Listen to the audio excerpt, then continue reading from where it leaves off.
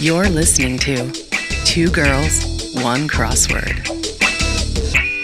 You know what I was thinking about today?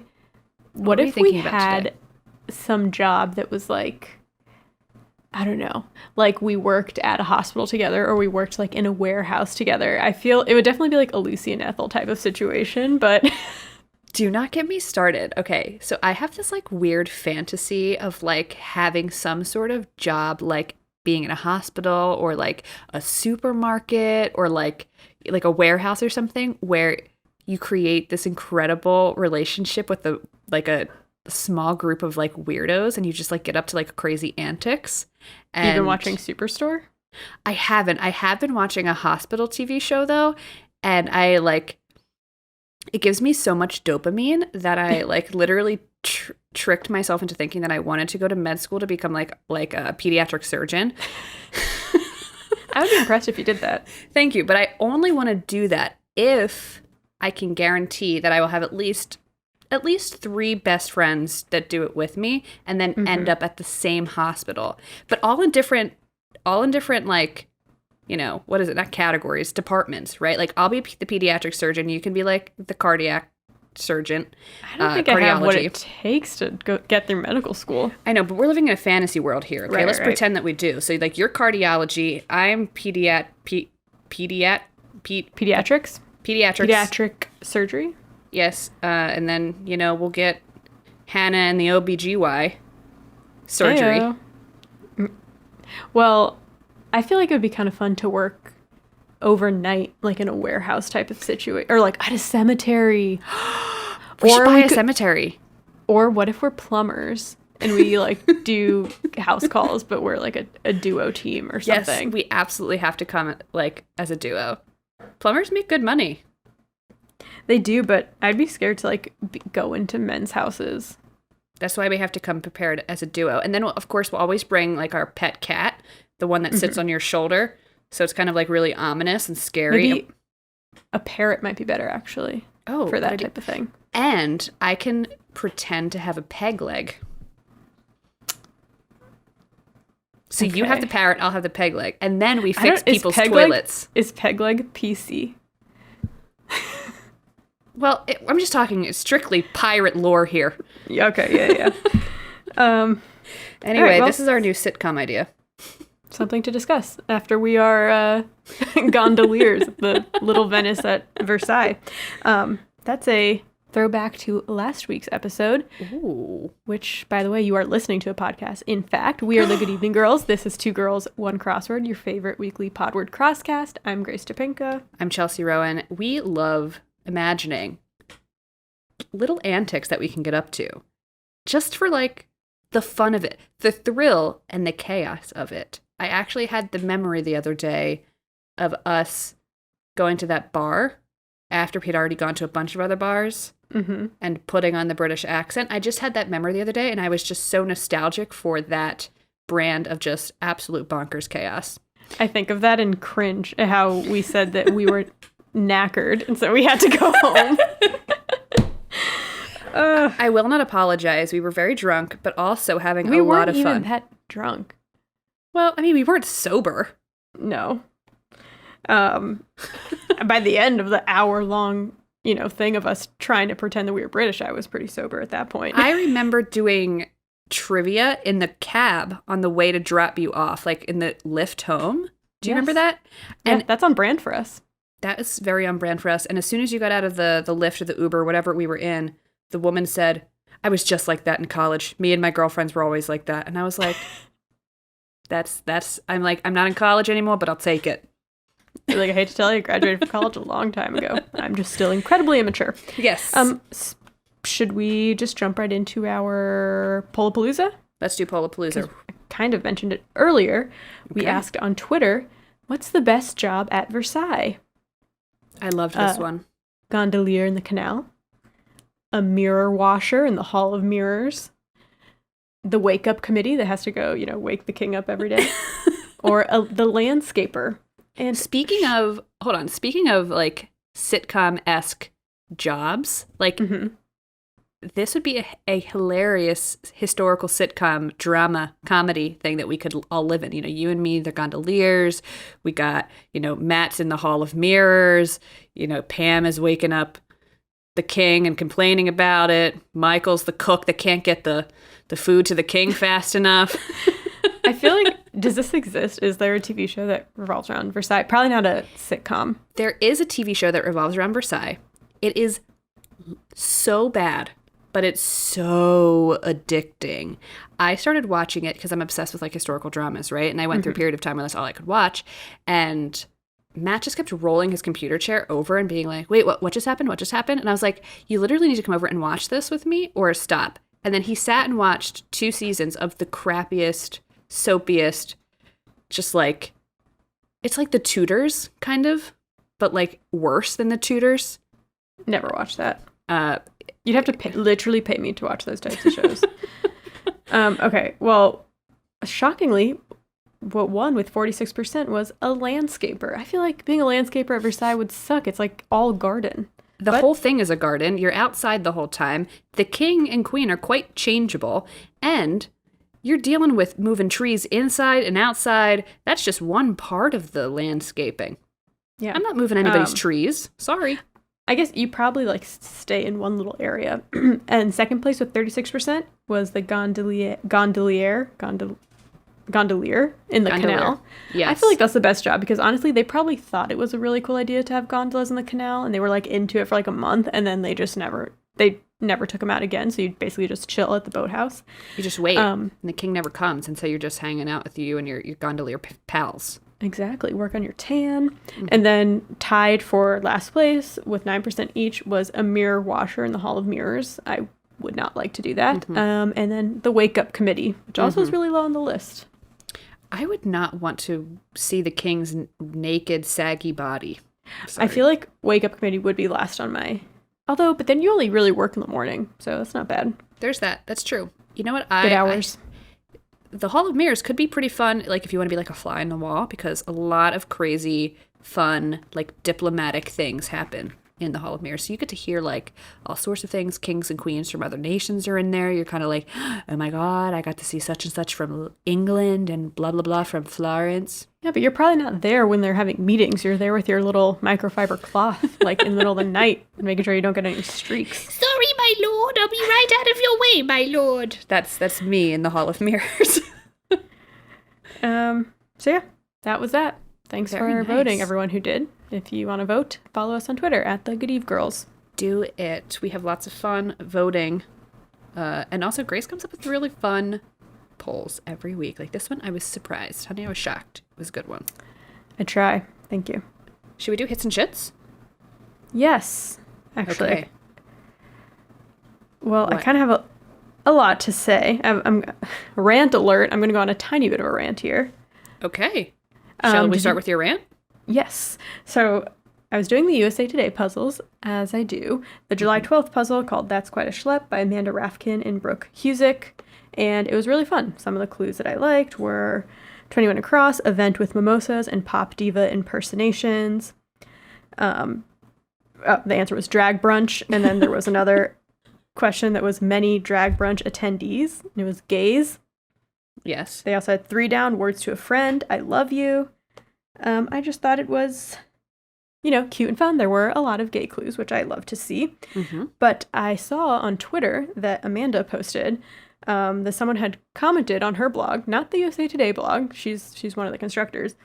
Then this is her tweet saying, someone commented saying, quote, that the LGBTQ references in this puzzle are overkill and that we should consider a balance between gay and straight clues because society is good with diversity. Oh, no. So then me being petty, I went through and counted all the so-called gay clues, and there were 10 of them, but I included things such as crush it on stage, slay, and he/blank pronouns, him. So there were 10 gay clues out of 76. So that's like 13%. And I did this because I wanted to compare it to like the percentage of queer people in the US. And it's only 5%, which seems low to me. That can't be true. I don't know. I think it's hard to measure. I mean, no one's ever asked me anything. But right. I feel like this idea that it's like they're trying to get, token or like woke points for having gay clues when the majority of puzzles are always so heteronormative. I mean, the Tuesday New York Times theme was just like baseball puns and baseball themes. Mm-hmm. And I feel like people have been saying like for a long time that the crosswords just aren't diverse enough. They're not. And it's not about being woke. It's about acknowledging that crossword solvers are a diverse group of people and they deserve to see themselves being represented in the puzzles. And the puzzles are, not diverse for a lot of reasons, but they are extremely heteronormative. I was doing this puzzle with my girlfriend, and when we came to the question of person to ask when mama says no, perhaps, we guessed pop and dad before we got the actual answer, which was mom. It just goes to you go into the puzzle not expecting to ever see yourself represented, even though there are plenty of families with two moms, and it doesn't even have to be like a gay thing. There are stepmoms and moms, whatever. So I just want to say F you to that commenter. I know it was just one commenter, but thank you to Amanda and Brooke and Eric for putting out this puzzle, because I enjoyed it before I even saw what people were saying about it on Twitter. And most people were agreeing with Amanda, but... No, for sure. I'm glad that you brought this up. I think all of your points are extremely valid. Seriously, the puzzles they skew vastly to white, cis, male, and straight, okay? Like, that is the basis for most crossword puzzles, because those are the people that have an easier time getting heard, getting accepted into these different venues. So, and like you said, with that one clue about, we guessed dad and pop before you guessed mom, like, we're also conditioned as a society to think heteronormativity is the basis, the default, exactly. When that's not the case for a huge segment of the population. And I think, I don't know what this commenter, what their background is, I can guess, but I think that if you are, used to always being catered to and always seeing yourself represented, then you don't really know what it's like to go into a crossword, a TV show, a movie, a classroom, a workplace, knowing that, or expecting that you're not going to see like yourself represented, and then how important it is to see yourself represented, even in something, like this. And it's like drag brunch. Yes, it's about drag queens, but straight people can and do go to drag brunches as well. So, and they're also so popular and so normal. The fact that like people are getting frustrated about seeing that, it's like, you live in a different world and it's fine. Like, Grace and I don't like baseball clues because we don't watch baseball, but we do realize that there's a lot of people that like baseball, and there's a whole lot of people that like drag brunches. Yeah, but you see baseball way more than you see drag. Exactly. Brunches. But like some of the other things, comedian Butcher, Ray Butcher, who is a gay comedian. Blank Keeps Me Warm, a Mary Lambert song. She's a queer singer, but it's like, is that a queer clue? Because the person that in the clue happens to be gay. I mean, right. They're just a comedian and a singer. Right. Anyways. Thank you for that. I'm glad you brought that up. I think that's extremely valid. And yes, thank you to Amanda and Brooke and Eric for putting this puzzle out. And a big to the commenter. Yes. Oh, Grace. Well, I'm going to veer us a little away from actual crosswords. I'm going to hit us with some crossword news. Oh, okay. First and foremost, the most important crossword news of the entire year is the fact that the 100th episode of Two Girls, One Crossword is fast approaching. And in case you forgot, in case you haven't listened to the last couple episodes, we are in fact planning a very fun, spectacular event that may or may not be trivia themed for our 100th episode. So be prepared, stay tuned. It is fast approaching. Yeah, I got to finish getting all my trivia done this weekend. I'll buckle down and do it. I know, I got to do the same thing. We are basically quizzing each other together, getting quizzed about our topics from the last 100 episodes to see how much information has stuck. And surprisingly, a lot. I predict very little. That's just me. So yes, I mean, who knows what it's going to be like? And we really encourage our listeners to play along and let us know how much you get right during the quiz as well. But I do find myself doing puzzles and being like, I know the answer to this because I did this topic or because Grace taught me this. And it's just information that I have now. And I feel so much more informed about so many different things. Whether or not that information like 100% lives in my mind, I've got like slices of info in my mind that I like to hold on to, pull out at a party, be like, oh, did you know about LaGuardia and pinball machines? Sometimes I do have like these random piece of information. I start telling them, I'm like, well, it's like, no, I know this because I had to do research for it for my podcast. There's no other reason for me to know this other than that. Exactly. Anyway, so that's the big news. Some more big news. The Lollapalooza announced that they announced their dates. So if you don't know what Lollapalooza also announced their dates, but yes, Lollapalooza, unrelated to the music festival, is one of the big crossword tournaments of the year. They announced their dates. It is going to be held on Saturday, August 21st. And it's going to be held virtually. They were thinking about doing it live, but they're sticking with virtual for now. Puzzles will be constructed by Brian Smet, Brooke Husick, and Sid Sivakumar. You can participate as a solo solver, a pairs team, or the next day division. And if you're interested in joining the tournament, you can head over to bemoresmarter.com, and that is where you can register and get all the information you need for the tournament. So that's very cool. And then I have one last piece of crossword information, crossword news. This is, I think, the coolest, and I think you might be excited to hear this.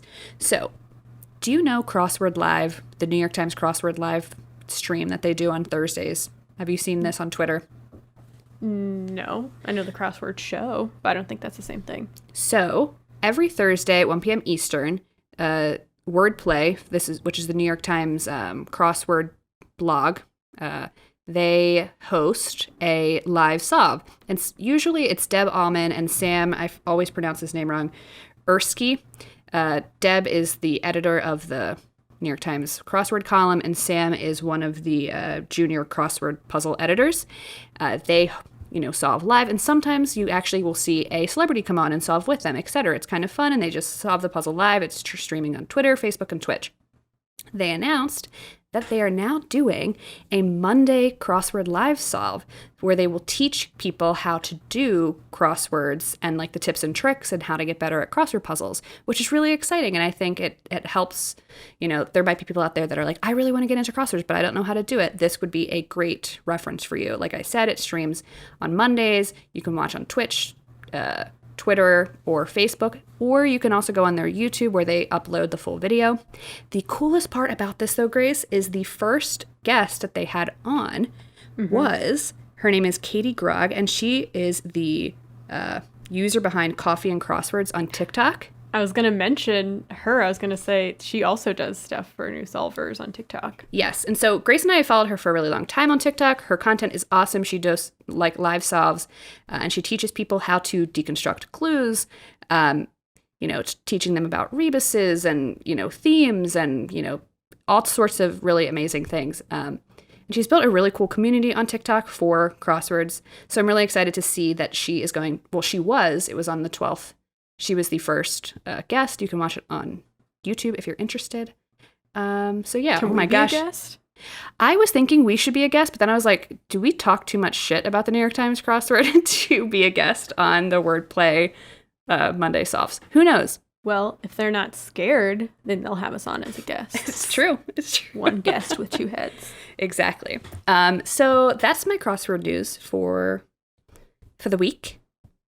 Wow, you're so informed. I am. You're a newscaster. This week on Crossword News. That's what it would sound like. Anyway, so should we actually talk about crosswords, maybe? I guess. I don't want to go on too much. No, we should shorten this up, but let's talk about a couple things. Let's see which ones I liked. Well, there was one. I enjoyed the New Yorker Friday, July 9th by Winaloo. Good one. 18 across, grower unlikely to use weed killer, pot farmer, hee hee.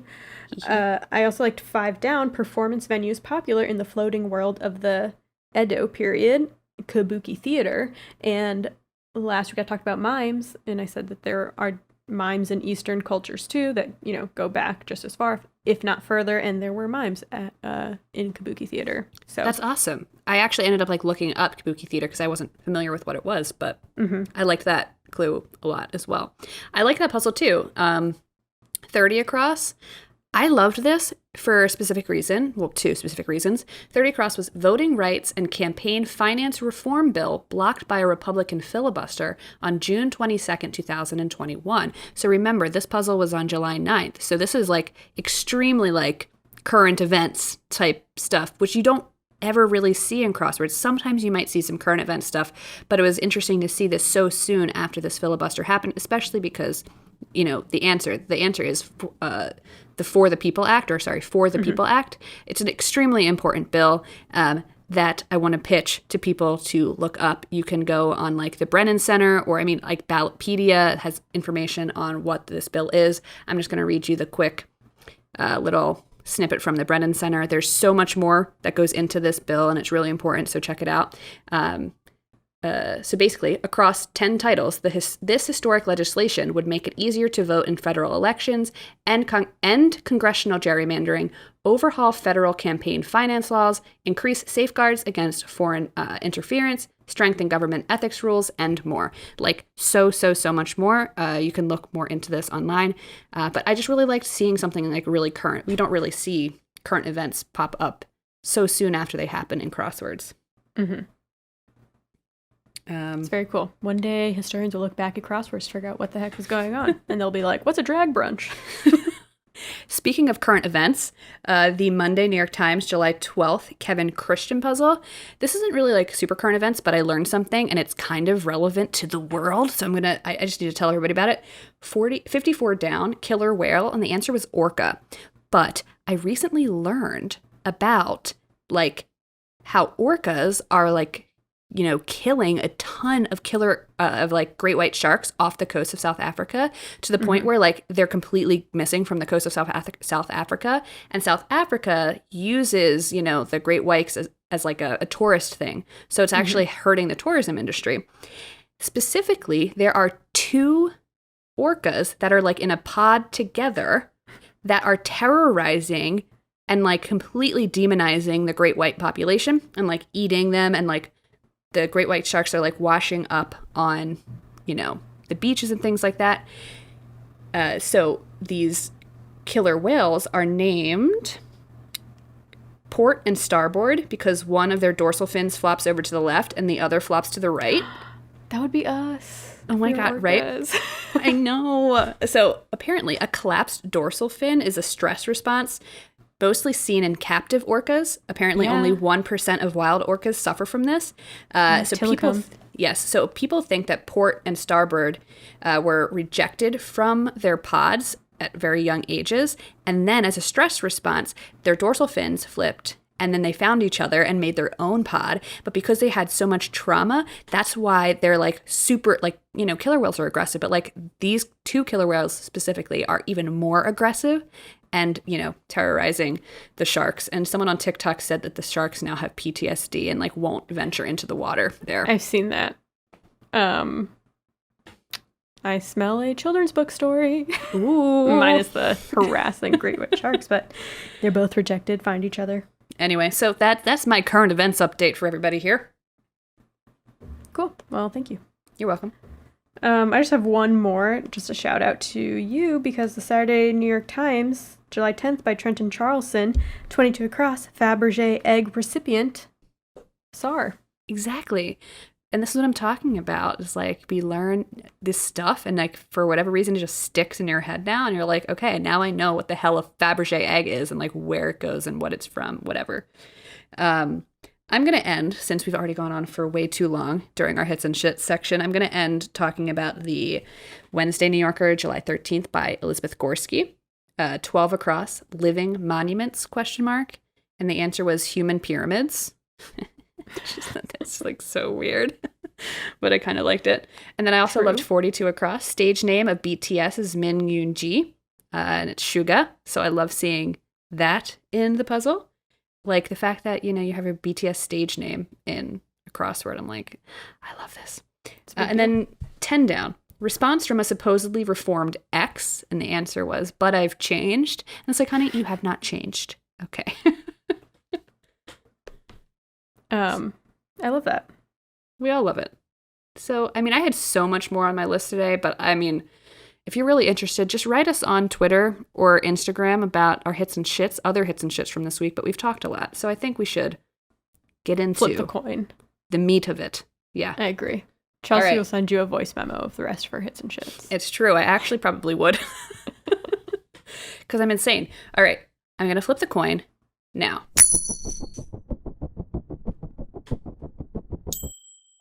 It's tails. She's killing it. Me again? It's been like, how many me? weeks? Like a whole month of Grace going first? My clue comes from the New Yorker Wine-a-Loo puzzle from July 9th. And it was 23 down, bad brick to step on while barefoot. I have been thinking about doing Lego for like, it feels like a year. Every time I see Lego, that makes my list of like, what should my topic be? And I think there was like one specific clue months ago that really piqued my interest. And obviously I think you'll cover this, but so, okay. And I looked at it today. I almost made it my topic too. So, okay. I am extra interested in doing Lego because I am watching season 2 of Lego Master. Last year I watched season 1 of Lego Master. Mm-hmm. And one thing I learned on one of the more recent episodes is that there's no such thing as Legos. They look down upon it. It's not Legos, it's Lego bricks. Oh. BT dubs. Just so in case you ever find yourself with a bunch of like, Lego heads, don't make that mistake. It's embarrassing. But speaking of bricks, on average, there are 80 Lego bricks per person on Earth. So if you don't have your 80, they will be waiting for you at the Lego factory. Oh my God. Laid end to end, the number of Lego bricks sold in a year would reach more than 5 times around the world. So, lots. That's a lot of plastic. I hope this is like a green endeavor. No. So, let's go back and see how Lego started, because it is kind of a wild story with a lot of bumps in the way. Okay. So, I got most of this information from an article on history.com called The Disastrous Backstory Behind the Invention of Lego Bricks by Aaron Blakemore, who I believe also did my article on Mime. So thank you, Aaron. Shout out to you. Okay, so the story of Lego starts in 1891 Denmark when Ole Kirk Christensen was born, the 10th child of a poor family. And despite this, he was able to get a high school education and complete an apprenticeship in woodworking under his older brother. That's the benefit of having 9 older siblings, Thank God he did all of this. We wouldn't have Legos. Think about that, people. Mm-hmm. In 1916, Christensen opened up his own carpentry shop in Billund, Denmark. And at first, the shop produced furniture like ladders, stools, ironing boards, the usual wares for the time. Mm-hmm. But in 1924, just as business was really getting good and picking up, his sons accidentally set a pile of wood chips on fire in the shop, and the flames destroyed the entire building, including their family home. So, that's fire number 1. Well, yeah. Oh my God. Okay, here we go. Buckle up, folks. So, some may have thrown in the towel, but Christensen saw it as an opportunity to build a bigger workshop, because he was doing well at this point, minus the fire. But just as things were getting good again with his new workshop, the Great Depression hits in 1929, and then in 1932, his wife dies. So not a good couple years there. Yeah. Business was struggling. Christensen had to lay off staff. He was barely scraping by. But in an effort to make ends meet, he started using, all his wood material to create inexpensive goods that he knew he could sell easily. One of these being cheap wooden toys. Mm-hmm. And guess what? He found a passion for toy making. So much so that even when his business slid into bankruptcy, his brothers offered him a bailout loan with the condition that Christensen would stop making toys, but he wouldn't do it. He couldn't give it up. Oh my God. Christensen, like Kris Kringle? Sorry. Yes. He put everything he had into designing prototypes for cars, animals, and pull toys. He changed the name of his company to Lego, which comes from the Danish words leg godt, aka play well. His toys started garnering a national fan base around Denmark. His bestseller was a wooden duck whose beak opened and closed when you pulled it, and that's now a coveted collectible item. Oh, cool. In 1942, Germany occupied Denmark, and another fire took down his factory once again. Oh my God. That's fire number 2. But he persevered, and he rebuilt again. After World War II, wood and other traditional manufacturing products were hard to come by, so a lot of manufacturers started using plastic as an alternative. Of course. Yes, and along with this came plastic injection molding, where melted plastic is injected into a precise mold. But due to shortages, the Danish government forbid these molds commercial use until 1947.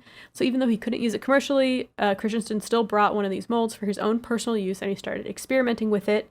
So that by 1949, once the ban had lifted, he was ready, and he released a plastic product called automatic binding brick. So the toy looked a lot like today's Lego brick, and according to the Lego company, the name was in English, not Danish, as an homage to the Allied forces that liberated Denmark in World War II.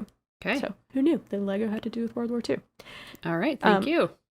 But this brick design wasn't necessarily unique. It was not really completely a brainchild of Christensen. It looked kind of similar to a self-locking brick toy sold by a British company, Kittycraft. Lego claims that Kittycraft said it was fine to use the design, but Lego formally bought the rights to the Kittycraft brick design in 1981. At that point, the original designer of the Kittycraft brick had passed away. Oh. For once, the British get something stolen from them. How do you like that, Mm-hmm. Queen Elizabeth? Christensen enlisted the help of his son, Godfred, and they continued to improve and sell Lego bricks, though it wasn't one of their most popular toys until after Christensen had died in 1958. Oh. So his son, Godfred, had been designing a system of play that made it so all the blocks can interlock with one another. And that was the ticket. That's where it all really started. So yes, that means any Lego brick sold after 1955 can interlock with any other. I love it. So they haven't really changed the design. Mm-hmm. 5 years after launching the system of play, guess what happened? A fire? Yes. What is going on? So the fire burned up all of the company's wood inventory. And then when it came time to rebuild, Godfred was just like, you know what? Forget the wood. We're just going to focus on plastic. So then they just wood. Exactly. It's like, I feel like we're getting too many fires. Let's just do plastic. So yeah. Mm-hmm. They focused on just plastic. By the early 60s, Lego had gone international with sales in Sweden, Switzerland, the UK, France, Belgium, Germany, and Lebanon. Over the next decade, they were available in more countries, including the US, in 1973. Wow. For some reason, I thought that they would have been in the US sooner than that, but okay. Same. Well, I just feel like I associate Lego so much with that 70s show because he has that Millennium Falcon that he built, even though it wasn't an official set, I'm guessing. Well, I'll get into that. So, okay. In 1964, for the first time, consumers could buy Lego sets. So this included all the parts and instructions to make a particular model. Mm-hmm. And then in 1969, they released the Duplo series, which are bigger blocks for smaller hands. That's for kids 5 and under. Mm-hmm. Lego later introduced themed lines, including they had a town line and a castle line in 1978, a space line in 1979, Pirates in 1989, Western in 1996, Star Wars in 1999, and then Harry Potter in 2001. Of course. Figures with movable arms and legs were introduced in 1978. Lego was one of the first toys inducted into the Toy Hall of Fame in 1998, along with Barbie, which we talked about in episode 56, Blue-Eyed Monster. And your topic, Slinky, from episode 41, Toy Handcuffs, was inducted in the year 2000. Wow. We're covering all the heavy hitters on this podcast. Mm-hmm. So now I'm just going to go into some general Lego trivia from mentalfloss.com. So there's no typical background of a Lego designer, from goldsmiths to architects to fishermen to professional circus clowns. Designers come from all over. Okay. Designs aren't typically drawn out super intricately beforehand. Designers brainstorm using the bricks themselves. So this is a quote, "We do nearly everything starting with building bricks. You can draw something that is super awesome, but you may have made something that is horrible to be built out of Lego bricks." Designers also have to work with very limited colors, so bricks come in around 60 different colors, but only 20 or so are used regularly. Another quote, "If you're not a designer, maybe that sounds like a lot, but it's incredibly limiting when you're used to pulling up Photoshop and having every possible RBG value at your fingertips." Mm-hmm. Which is true. The process of creating Lego bricks is so streamlined, only 18 out of every 1 million are rejected for being misshapen. Wow. designs only allow for a difference of 0.005 millimeters in order to maintain their universal fit. That's like the size of a strand of hair. Wow. Each Lego brick has a 3-digit code stamped inside of it that shows which mold created it so that mistakes can be traced back. Mm-hmm. And why do they hurt so much to step on? That's what this clue was about. Legos are extremely durable. Lego bricks are extremely durable. A Lego brick can take up to 950 pounds of force and give it right back to you. So that's why they hurt so much. God. Oh my God. They really do hurt. Yeah. So if you've ever gotten a Lego set, you may notice that they give you extra bricks. And this is because some pieces are too small to be weighed during the allocation process. So in order to guarantee that everyone gets all the pieces that they need, there's often like a surplus sent with the set. So thanks, Lego. Lego is the largest wheel tire manufacturer in the world. They put out 318 million wheels a year, more than Goodyear, Firestone, or Michelin. Granted, they are tiny little wheels, but still. They're still wheels. Yes. Lego has vowed to never replicate any military scenario for children. Tiny guns were banned until 1999 when certain kits featured weapons in fantasy settings. Okay. So that's basically Star Wars. And it took them until 1999 to do a Star Wars set. Because of that, it almost didn't happen because of their anti-war policies. I love that. Yeah. Lego minifigures were introduced in 1975. They were boxy and faceless and meant to take on whatever role the builder needed them to. According to Lego, the minifigures are yellow because that is the most racially neutral color possible. I don't know if I necessarily agree with that, but... Yeah, I mean... I guess what else? Yeah, I don't know. On the scale of like white to black, is yellow in the middle? I don't know. It's definitely in between white and black. But... Yeah. Is it directly the center? Couldn't tell you. Well, it wasn't until Lego started making minifigures based off of NBA players that they started having like realistic skin tones on their minifigures. And even today, they only assign a skin tone if it's based on an existing property or person. So if it's like a character from a movie or, an athlete, like a real person, then they will give it a non-yellow skin tone. Sure. And Lego minifigures' heads are hollow, and this is on purpose. It is to offer better airflow in case it's swallowed by a child, which is smart. That is, okay.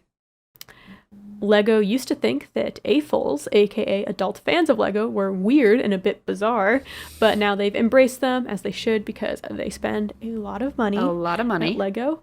They even allow people to pitch ideas for Lego sets through their website. So using existing bricks, petitioners can illustrate their plans, and if it gets 10,000 votes, it'll go to Lego proper, and they'll see if they can make it happen. Damn. And then lastly, in 2014, Lego fan Matthew Schifrin reached out to Lego to see if they would consider providing Braille instructions for the visually impaired. Then in 2019, they released 4 set instructions in Braille along with audio assistance with the intention to release more. So TBD on when and if they're going to do that. But they should do it. Yeah. Wow. That's Lego. You gotta love a Lego. Lego bricks. Multiple Lego bricks. Matt and I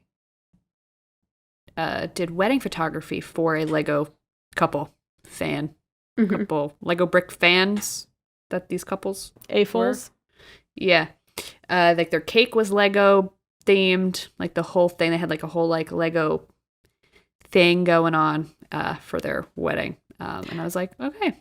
I mean, you watch Lego Master, what these people can do with Legos is amazing. And it's like building, not even from like no instructions. It just comes out of their brain. It's really cool. I feel like it's too late for me to do that, but I do like Legos. I had Lego bricks. I had a bunch of the Harry Potter ones, and I would love to get like there's a time when I was like, okay, I really want to get like one of the big Harry Potter ones, but they're so expensive, and I'm just I thought about doing one in quarantine, but I didn't. I know, because I didn't want to drop the kind of money. Very well. Thank you for Legos. Anytime. So my topic comes from the Sunday Washington Post from July 10th by Evan Bernholz. 3 down, outlaw hood. And the answer is Robin. Oh, yes. As in Robin Hood, the man, the myth, the legend. Have you seen any Robin Hood movies? I have. Robin Hood Men in Tights. Which one is that one? I don't even know. I feel like that one is kind of more satirical. Okay. There's so many Robin Hood adaptations, so, let's get into it. If we are to boil the legend of Robin Hood down into its like absolute simplest form, it's about this guy named Robin Hood and his band of merry men. They are a group of outlaws that steal from the rich and give to the poor. And usually these stories are set in England during the reign of King Richard the Lionheart, which is like 1189 to 1199. And the adventures of Robin Hood follow the noble thief as he woos Maid Marian and thwarts the evil sheriff of Nottingham.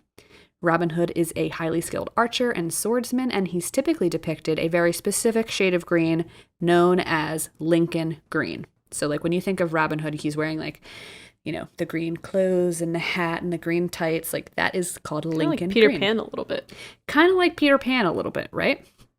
So I got most of my information from a really great article on National Geographic UK by J. Ruben Valdez Miyares, and it is called Who Was the Real Robin Hood? So the question bears asking, is Robin Hood just a figure of, English folklore, like this archetypal character, right? Or is there more to the legend? Let's find out. So this hero, Robin Hood, holds a very special place in the hearts of the English, okay? He is a quintessential English legend or hero.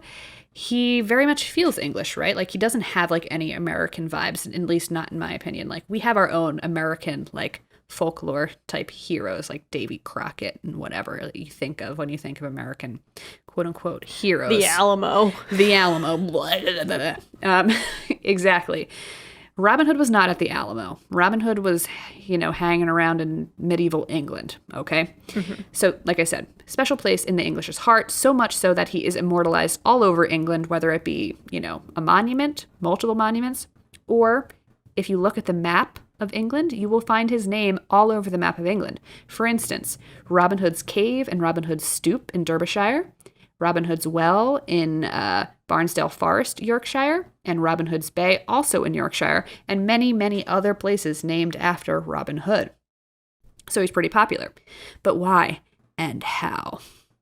So we got to go back in time a little bit to the publication of Sir Walter Scott's novel, Ivanhoe, which was published in 1820.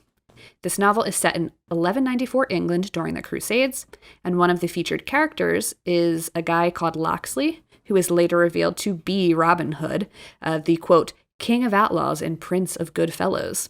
So Scott portrayed Robin Hood as an honorable Englishman loyal to the absent King Richard. And it was this depiction of Robin Hood that sort of renewed modern interest in him as not only a literary character, but a historical figure. Was the King of Outlaws based on a real person? So prior to Scott's novel, Robin Hood was a pretty fixed figure in English folklore, right? But it was thanks to his book that made historians kind of start looking into the legend with like a fine-tooth comb, right? The question was, where did this character originate from, and was he based off of a real king of outlaws?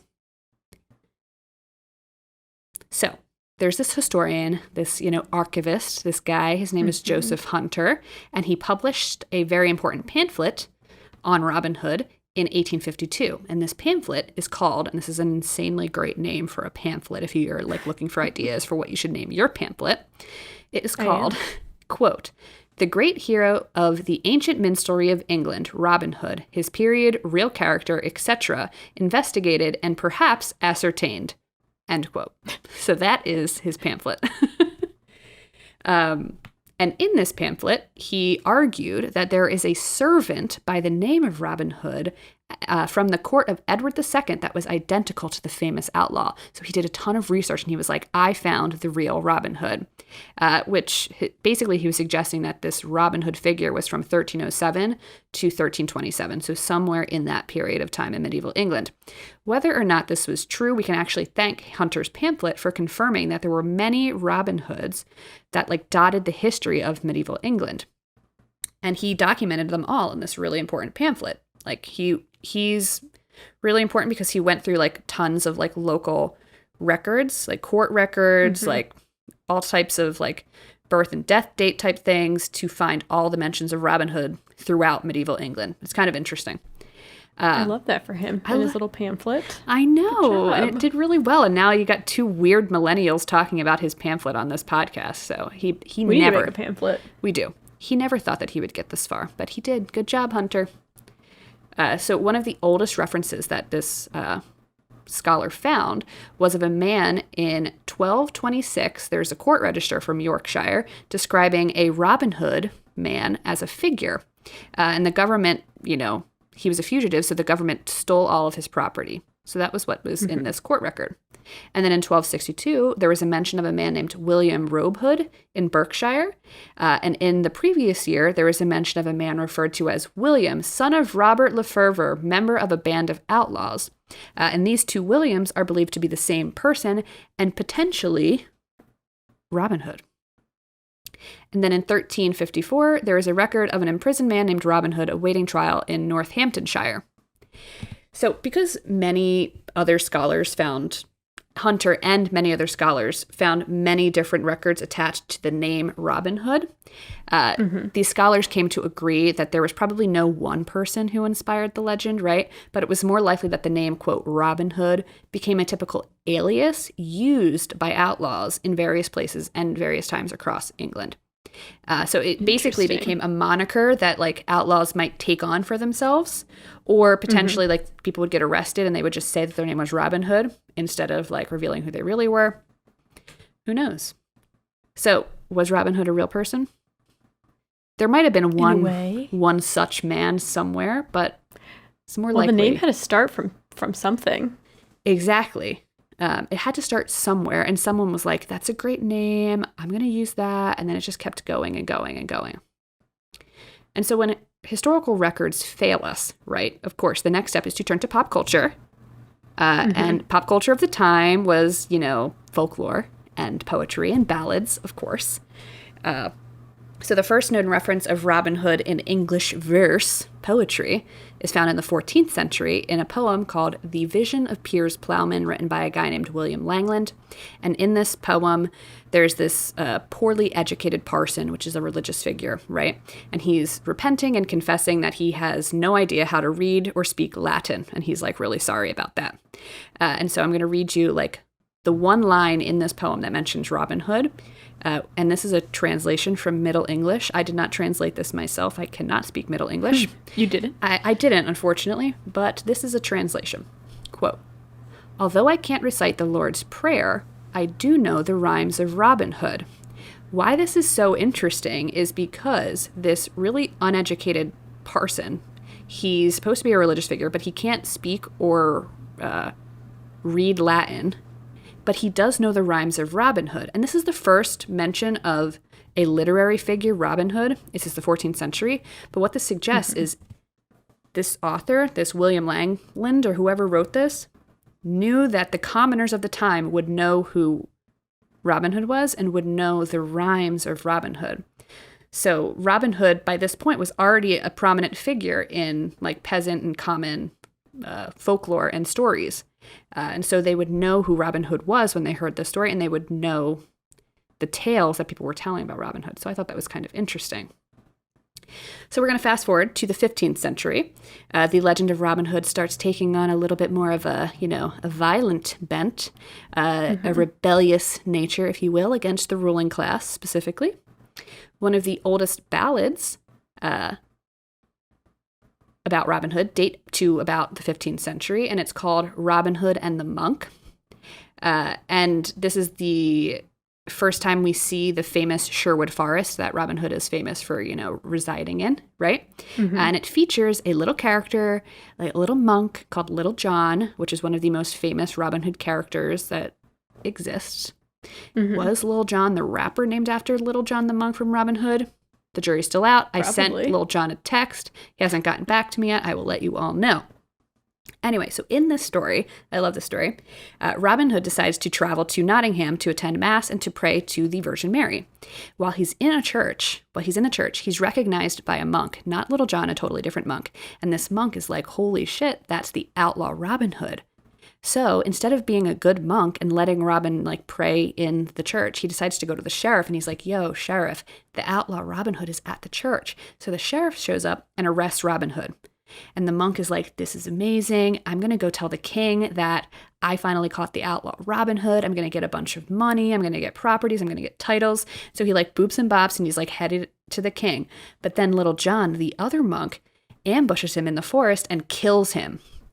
So Little John and the band of merry men pretend to be the monk and the monk's men, and they go to the king instead, and they're like, hey, we captured Robin Hood, blah, blah, blah. And the king's like, yo, you guys are amazing. Here's all this money and these titles, like, enjoy. And so then they go back to Nottingham, and they kick out the sheriff, and they rescue Robin Hood, and they go into the forest, and they escape. And I love this, because the story is about a corrupt monk, right? And this... Mm-hmm. The villain is this corrupt figure who's violating the sanctity of the church. You know, when you're in a church, you're supposed to be safe, right? But the monk is evil, and he's like, I'm going to get all this money by turning in this outlaw instead of, like, letting this church be a sanctuary for Robin Hood, right? And so the villain gets what's coming to him, and the outlaws make away with the money in the end. I'm like, this is cool. Win-win. Win-win. And so the early Robin Hood ballads often show extreme violence against villain characters. Why is this? For context, during medieval times, crime and punishment was brutal, which I think we all know. Like, we've all heard some crazy, like, torture device or this, that, and the other thing that happens in, you know, medieval times, right? So kings, lords, and their representatives would use violence to punish rebellious peasants. So bodies hanging from gallows was, like, an often seen thing to dissuade other potentially rebellious peasants from rebelling. But these early Robin Hood ballads show a turning of the tables where the lower class is finally able to punish the upper class through trickery and violence, which I love for lots of reasons. Why there was a market for that, those types of stories. Yeah, there's definitely a market for this kind of stuff. So another famous ballad from this time was called A Guest of Robin Hood. I don't understand what guest is. It's spelled G-E-S-T. But A Guest of Robin Hood, right?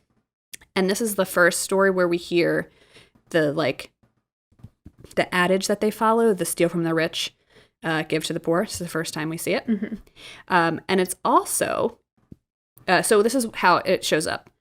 Quote, if he be a poor man, of my good he shall have some, end quote. So that's kind of like how it's written in this first one. Also in this ballad, Robin Hood and Little John come up with a code of conduct about who they are allowed to beat, rob, and kill, and those who they are not allowed to beat, rob, and kill. For instance, no peasants, yeoman, which is like basically a peasant servant, and virtuous squire were to be harmed. However, the band of merry men were allowed to, quote, beat and bind bishops, archbishops, the hated sheriff of Nottingham, and many other figures at odds with the lower class. So if you were at odds with the lower class, chances were the band of merry men were like ready to like boop and bop ya and be like, give me your money. Violence was a key feature in these 15th century Robin Hood depictions. In Guest, which is the one we just talked about, Robin shoots the sheriff with an arrow and then slits his throat with a sword. In another story, Robin Hood and the Guy of Gisborne, Robin doesn't just kill his opponent, but also mutilates the corpse with a knife. And scholars explain that these themes of tricking and punishing corrupt people is a reflection of the struggle between like the dispossessed people in the countryside, which was usually the Saxons, and the like powerful ruling class in the cities, which is usually the Normans. This entire period, this medieval period, was filled with like crisis after crisis. A civil war in the 12th century, the Black Death and the 100 Years' War in the 12th and the 14th century. And all of these things place a huge burden on the lower class, right? Like, you know, disease, like famine, disease, war, like economic, you know, disparity, like all of these things like fall on the shoulders of the, you know, the poor. These are the people having to deal with the repercussions, while the ruling class can like, you know, live and be happy and like have their little feasts and festivals, and they get to kill whatever peasant they decide is annoying them that day. Okay, sounds familiar. Sounds familiar, right? And so all of this led to like, you know, an inevitable peasant revolt, which happened in 1381. And King Richard was like, F that. And he mobilized 4,000, soldiers to restore order. He executed the rebel leaders and 1,500 peasants were killed as a result. So, like, the ruling class had a lot of power. And when they tried to revolt, they were punished brutally. So is it out of the question to have literature expressing, like, discontent with that? No. It is not. Surprised there's not more. Exactly. Surprised it isn't even more violent. Exactly. Right? But as all things, they come full circle, right? And in the 16th century, Robin Hood lost some of his violence and danger. Instead, he was co-opted into the May Day festivities. Every spring, the English would welcome the new season with, like, athletic festivities and drinking and dancing and whatever. And so, people would celebrate May Day in the 16th century by dressing up as Robin Hood and his band of merry men. Let's see. And then, of course, the ruling class got a hold of Robin. Why are rich people so obsessed with pretending to be something that they are not? I mean, we talked about this last time with Marie Antoinette. Yeah. An example of this. So first of all, Robin Hood was extremely fashionable to the ruling class in the 16th century and was even associated with nobility. Like, it was related to the noble class to be, like, into Robin Hood.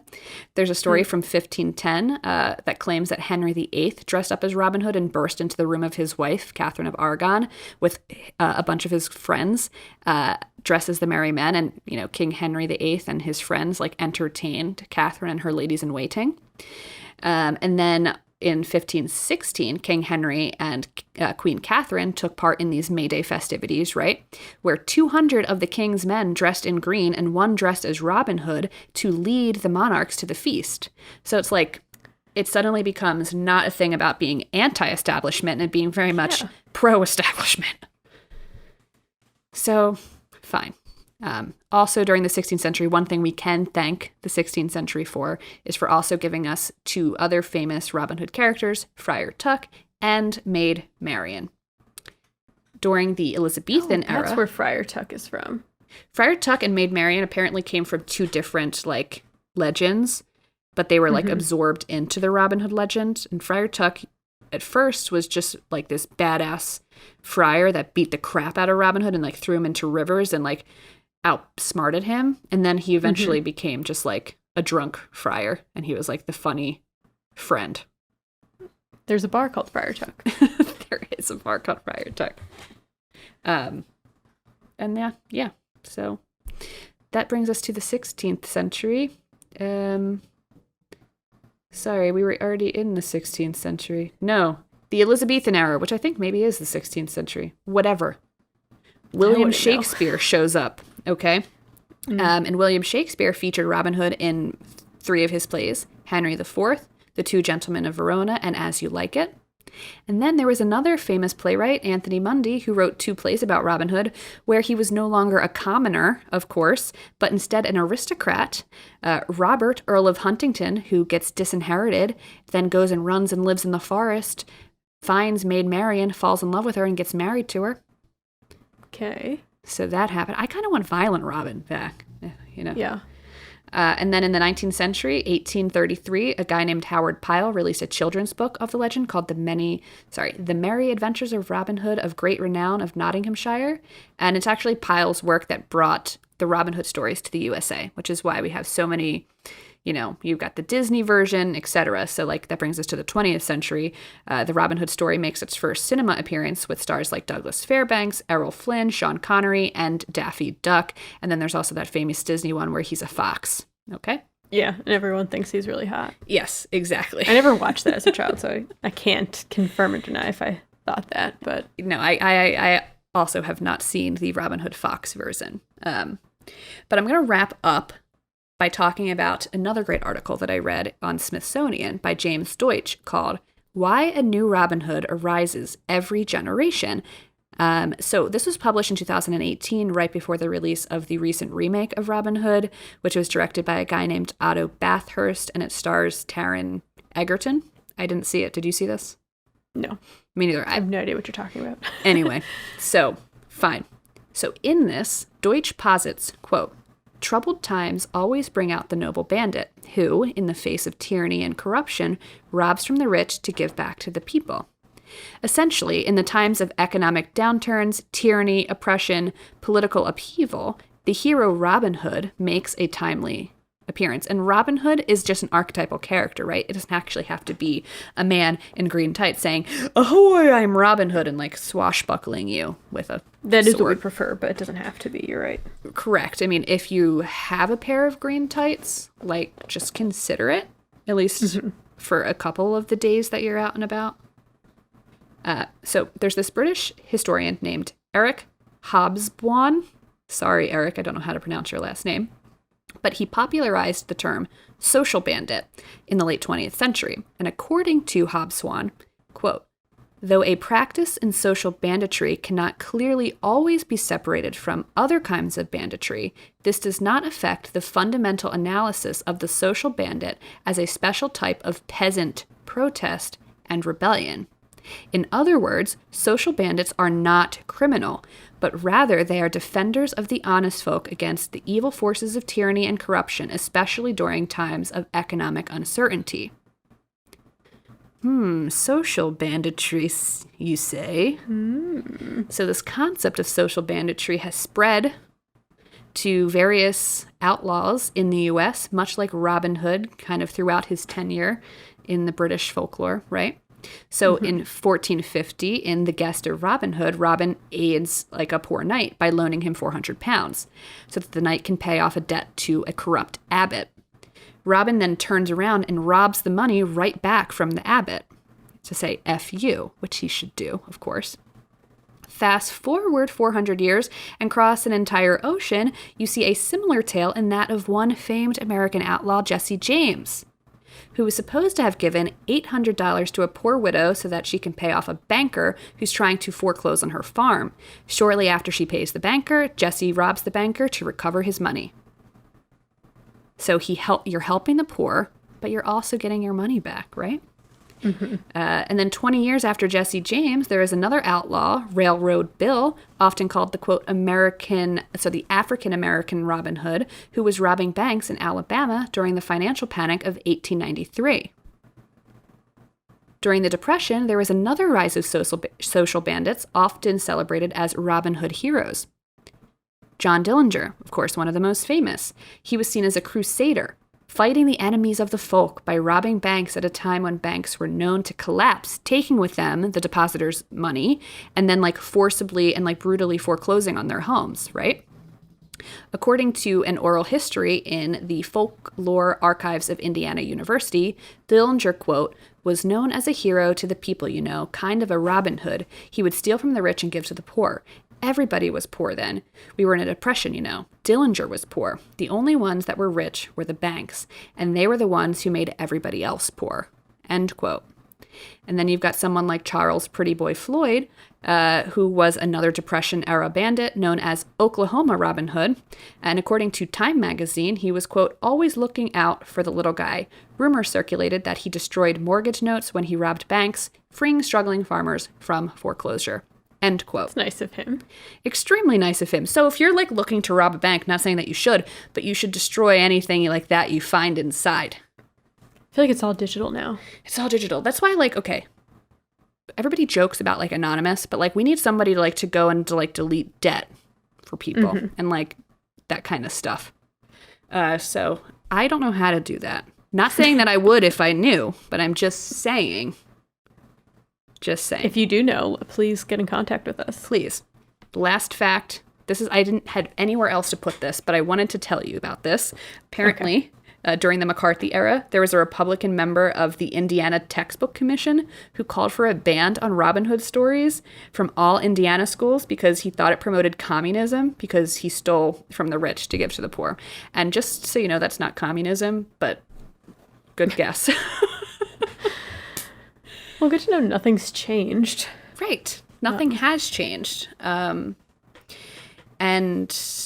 I think what I think is hilarious is that we have that Robinhood stock investing app. And, whatever, if you're going to invest in the stock market, I guess go ahead and do that. But I just think it's funny that they named their app after this, essentially like crazy, like, you know, social bandit, right? But then, of course, go ahead. What were you going to say?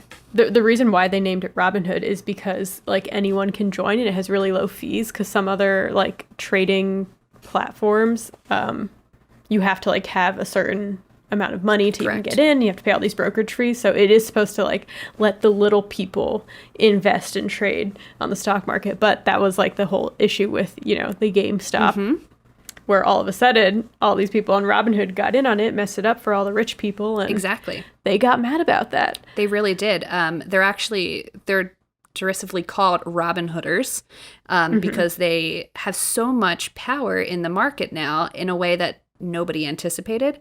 And these are, you know, the quote little guys. These aren't the people with the big firms, right? And like Grace said, the big firms like have so much there's so much leniency for their like ability to trade. There aren't any holds on their various accounts. They don't have to wait X number of days before making a trade after they've got money in their account. All sorts of things that you don't think exist, or you might not know exist in the stock market. Like, as a little guy, there are so many restrictions on you. And so with Robinhooders, they can just completely turn the market upside down and piss off all the big, you know, the heavy hitters, the big players out on Wall Street, which is fun. I loved watching the GameStop stuff because it's just like, first of all, it's like a fun brand of chaos that I would like to get in on, but I don't have enough energy for. But it's fun as a spectator. Yes. So... Are you? That's Robinhood. That's it. Cool. Well, thank you. I feel like I didn't let you talk a single second through that whole section, but I really appreciate your attentiveness. Yeah, I didn't really. I was just listening. I didn't have anything to say. I don't talk just for the sake of talking. No, I know. Sometimes I feel though like I am on autopilot, and I like almost have like my entire research memorized, and I like need to remember to like breathe. You're like, pause for laughter. Pause. I actually should write that in. Pause for laughter. Make joke here. Anyway, that's me and my mania. So. Heard it here first. Well, if you want to talk to us, you can find us on Twitter at The Good Eve Girls. Or Instagram at The Good Evening Girls. Or TikTok at The Good Eve Girls. Ooh, TikTok. Yeah. TikTok. Time's a ticking. Ticking. So should we just say bye to everyone and that we love you? And we love you. You're having a great day whenever you're listening to this. Yes. And well, I guess we'll see you when we see you, which is next week. Next time. Episode 99. 99. OMG. All right, everybody. Buckle in. We'll see you then. Bye. Bye.